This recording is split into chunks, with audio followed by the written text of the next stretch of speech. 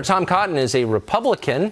He represents the state of Arkansas, and he joins us tonight. Senator, thanks very much for coming on, and I mean that because we've been trying to get any Republican from the U.S. Senate to come on and make the affirmative case for Judge Kavanaugh for 2 weeks now, and you're the only one who said yes. I'm watching on the other side an army of surrogates go out to call him a sex offender. Why are you the only Republican who's willing to come on TV to make the case for Kavanaugh? Tucker, it is pretty one-sided down here. That army of surrogates needs to get a lot bigger if they're going to take me on, because it's very easy to defend Judge Kavanaugh. He has a stellar record on the bench. He has a long and distinguished history of public service, and he has undergone 6 background checks, Tucker.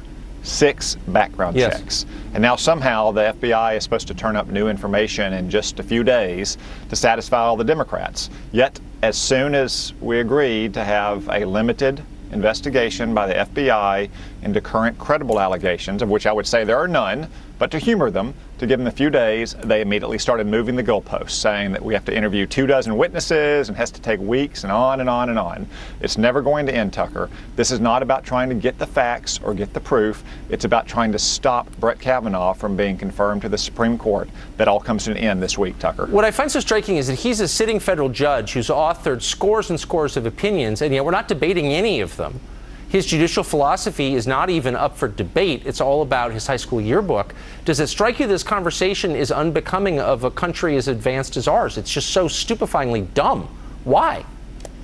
It is pretty amusing to see Democratic senators poring over a high school yearbook as if it were the Da Vinci Code, Tucker, and hypocritical of senators like Amy Klobuchar, who are condemning Brett Kavanaugh for uncorroborated allegations from 36 years ago.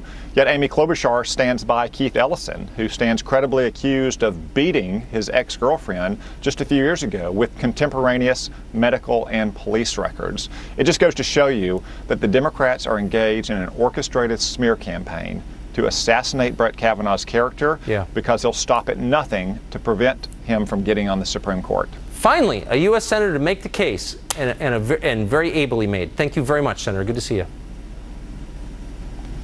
Thanks, Tucker.